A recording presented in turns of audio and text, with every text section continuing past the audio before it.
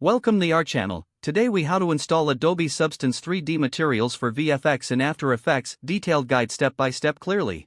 Begin by launching Adobe After Effects on your computer. Next, ensure that you have Adobe Substance 3D Painter installed and appropriately configured. Open Adobe Substance 3D Painter and select your 3D model. In the toolbar, navigate to the Export Textures option. Choose the appropriate settings for your project. Make sure to select the file format that is compatible with After Effects, such as PNG or JPEG. Click the Export button to save the materials to your desired location. Now, switch back to Adobe After Effects. Import the 3D model file along with the exported texture files. Drag the model into your timeline. In the Layer panel, select your 3D model layer.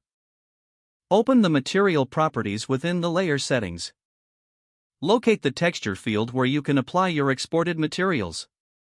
Import the texture files one by one. Assign each texture to its appropriate property, such as diffuse, normal, or specular. Make sure to adjust the mapping options to fit your 3D model.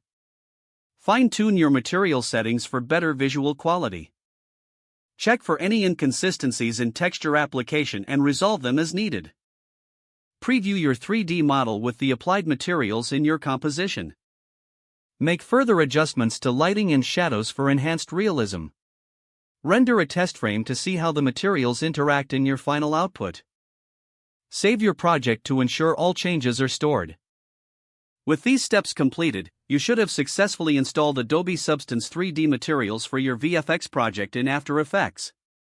Now, you're ready to create stunning visuals using your new materials.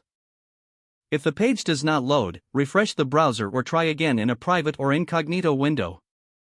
Make sure you are using the correct email address, then retype it carefully to avoid small typos. If your password is not accepted, use the reset option and create a new strong password you can remember. Check your spam folder for verification or security emails, then complete any requested confirmation steps. Don't forget to like this video and subscribe to our channel for more step-by-step tech guides.